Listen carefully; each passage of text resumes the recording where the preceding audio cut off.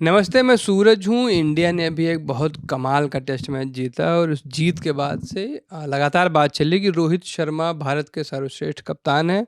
और इस पर अगर बात करने के लिए मेरे पास रोहित शर्मा के परम मित्र प्रवीण भाई बैठे हैं, तो फिर मुझे नहीं लगता किसी और की ज़रूरत होगी। प्रवीण भाई, सबसे पहले तो आपका स्वागत है लल्लन टॉप पर।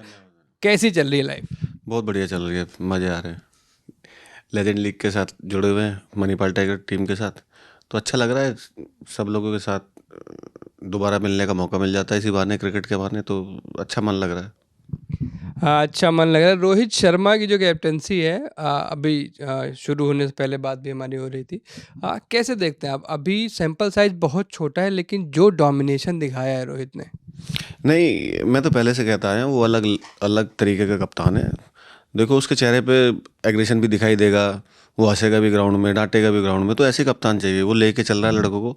जितने भी वो जूनियर और सीनियर्स का मिक्स, जैसे पहले था धोनी भाई के साथ में, या जैसे फिर दादा ने ऐसे जूनियर्स और सीनियर्स को लेके चले, तो वही यहाँ देखने को मिल रहा है। तो मुझे बड़ा अच्छा लगता है जिस तरीके से वो लड़कों को साथ में लेके चलता है।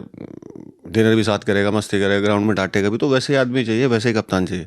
और रही बात एग्रेसिवनेस की, कि वो ना लड़कों से पहले खुद करता है वो चीज़ें जो लड़कों को करनी है, वो खुद करता है।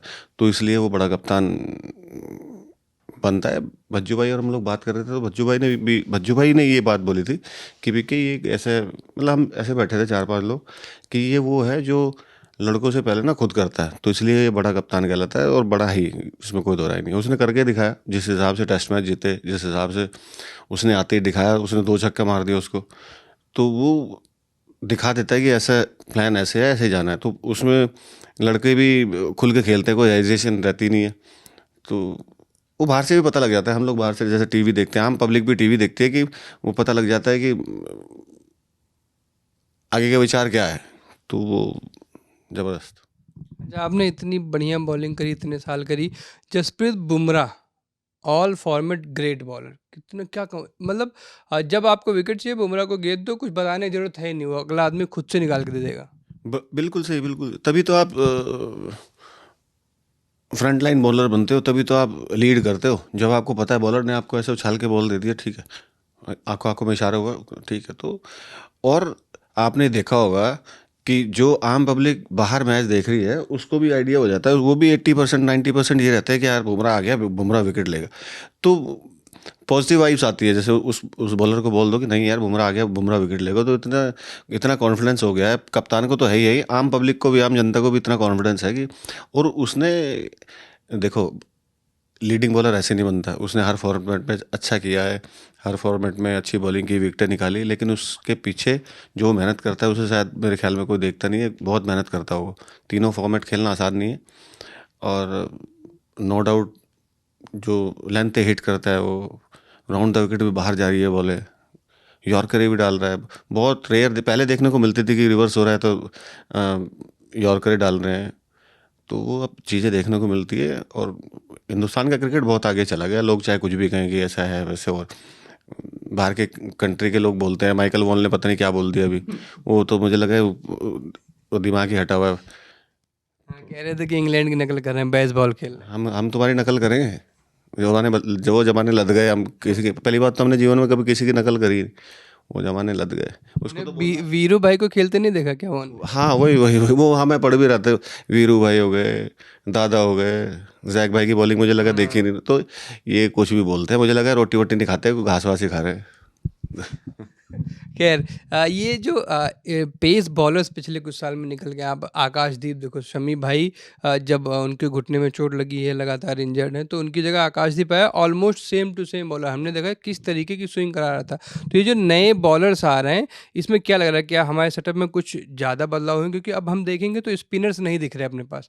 आप अगर नए स्पिनर की बात करो कि अश्विन के बाद कौन, बराबर, ऑफ ही नहीं दिखेगा आपको, ये पेसर्स बहुत ये दिखेंगे। बात तो मैंने 1-2 साल पहले कही थी। मैं क्या, भज्जू भाई और अश्विन के बाद में ऑफ स्पिनर है ही नहीं, मुझे तो दिख नहीं रहा कहीं। स्टेट वाइज भी अगर आप देखो तो कहीं दिख ही नहीं रहा उतना बड़ा कोई वैसा दिख रहा वैसा ऑफ स्पिनर, है। Quality off spinner. जैसे हरभजन सिंह और अश्विन है, तो वैसा कोई दिख ही नहीं रहा। तो ये थोड़ी सी समस्या है। बाकी फास्ट बॉलर में तो आकाशदीप ने बहुत अच्छी बॉलिंग की। उसका हाथ बहुत अच्छा है, एक्शन भी बड़ा अच्छा है, और उसे पता है कि कहाँ बॉलिंग करनी है, राइट एरिया में उसकी बॉल पिच हो रही है, बड़ा अच्छा डाल रहा है। तो हमारी बेंच स्ट्रेंथ बहुत स्ट्रांग है, बहुत स्ट्रांग। आने वाले मेरे ख्याल में 4 एक साल में तो 4 एक साल तक तो कोई दिक्कत है नहीं, अपने आप को बैक करे। अभी वो मैच देख रहे थे, वो सरफराज ने 200 कुछ बना दिया, हाँ, डबल मार दिया। 220-21 रन बनाए मेरे ख्याल से 270 बॉल में। तो इससे पता लगता है हमारी बेंच स्ट्रेंथ कितनी अच्छी है। मन लगता है अब, मतलब बीच में थोड़ा ऐसा हो गया था कि वो होता है एक समय पे ऐसा आता है कि थोड़ा सा गड़बड़ाती है, जैसे ऑस्ट्रेलियन टीम गड़बड़ा गई थी, वो पैच आता है, सीनियर प्लेयर चले गए तो फिर बनाने में समय लगता है। लेकिन हमारी टीम, हमारी जो बेंच स्ट्रेंथ है बहुत अच्छी है। अच्छा, ऑस्ट्रेलिया पे बात करेंगे, लेकिन अब आपने बेंच स्ट्रेंथ की बात की, एक प्लेयर है बड़ा नाम आता है अभिमन्यु ईश्वरन। 49 से ज़्यादा का एवरेज है फर्स्ट क्लास में, 5-7 हज़ार रन है, लगातार अच्छा करके दे रहा है, लेकिन फिर भी इंडिया डेब्यू अभी भी मुझे नहीं लगता कि सीन में कहीं है। बिल्कुल सही। मैं जानता हूँ उसे पर्सनली, उस बच्चे को, देहरादून में से है वो। तो छोटे सा, जब वो छोटा था तब से देख रहा हूँ मैं उसको, लगातार रन बना रहा है। लेकिन वही वाली बात है ना कि यार किसको बाहर करेंगे, कैसे आएगा। अभी मुझे लगता है अभी उसे और वेट करना पड़ेगा, क्योंकि अभी तो हालांकि वो रन बना रहा है, बहुत अच्छी बात है, थोड़ा सा वेट करना पड़ेगा। और लोग भी हैं उससे पहले, तो मुझे नहीं लगता कि उसका अभी नंबर लगेगा। भगवान करे जल्दी लग जाए।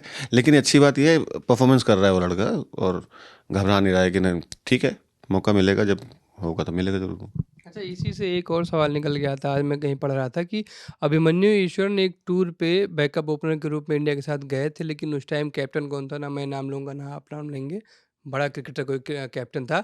लेकिन जब मेन ओपनर चोटिल हुआ तो उसने इंडिया से नया ओपनर मंगाया, अभिमन्यु को खेलने नहीं दिया गया। तो कहीं क्या टेम्परामेंट की या क्या समस्या उस कैप्टन ने देखी होगी कि अभिमन्यु की जगह किसी को इंडिया से बुला के आप खिला दे रहे हो? जैसे 2019 के वर्ल्ड कप में हुआ था, जब शिखर धवन का अंगूठा टूटा तो हमने ऋषभ पंत को मौका दिया, यहाँ से किसी और को बुलाया, लेकिन उसको खिलाया नहीं।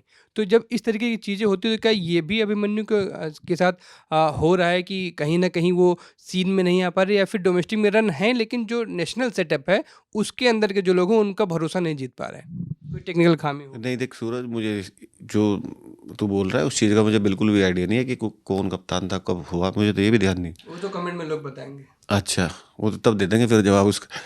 तो हो सकता है कि अगर देखो, बहुत सारे प्लेयर, मैं स्पष्ट बोलता हूँ और खुल के बोलता हूँ, बहुत सारे प्लेयर ऐसे होते हैं। मैं 2-3 नाम लूँगा। एक मार्क राम प्रकाश था, वो भी डोमेस्टिक का लेजेंड था। तो वो जब उसमें आया, दोनों तरीके की चीज़ बताऊँ, वो जब उसमें इंटरनेशनल क्रिकेट में आया तो वो सक्सेस नहीं हो पाया, उतना सक्सेस नहीं हो पाया। तो कुछ प्लेयर ऐसे होते हैं डोमेस्टिक में बहुत रन बनाते हैं, और ऊपर का जो लेवल होता है वो उस लेवल में थोड़ा सा फंस जाते हैं, कहीं ना कहीं फंसते हैं। और ये सच्चाई है, सब जो क्रिकेटर है वो बात समझेंगे इस चीज़ को। और जैसे ट्रेस कौतिक था, उसने डोमेस्टिक में उसका ऐसा रिकॉर्ड इतना अच्छा नहीं है, उसने इंटरनेशनल लेवल पे बहुत अच्छा किया।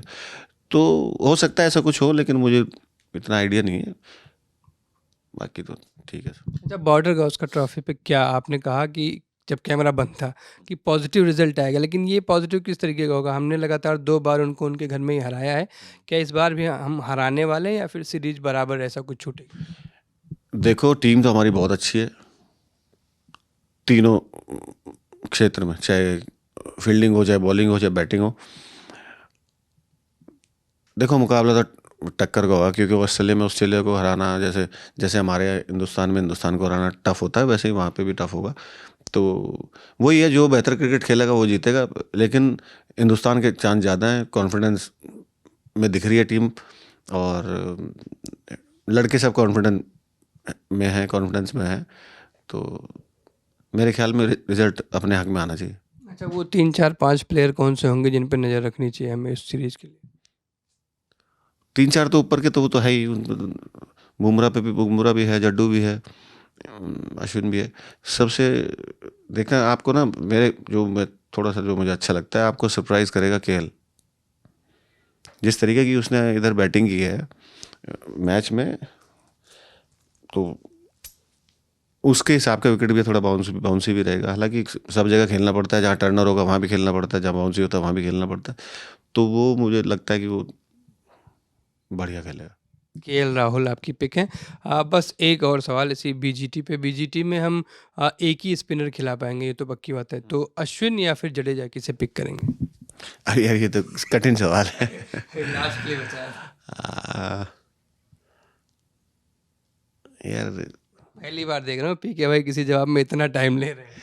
नहीं, वो तो उस पर डिपेंड करेगा रोहित भाई, अब मैं क्या बोलूँ यार कि मेरे लिए तो दोनों ही अच्छे हैं। कभी कभी होता है कि किसे चूज़ करे, तो मेरे ख्याल में जड्डू को खेलना चाहिए। जड्डू। जड्डू अश्विन अन्ना का हिंदी चैनल आ गया यूट्यूब पे, अब उधर से कुछ आएगा तो इंतज़ार करेंगे। पीके भाई ने तमाम सारी चीज़ों पे बात की। आपको ये बातचीत कैसी लगी कमेंट्स में बताइएगा। मेरा नाम सूरज है, आप ललन टॉप देख रहे थे। ये वीडियो शूट किया हमारे साथी राशिद ने। शुक्रिया।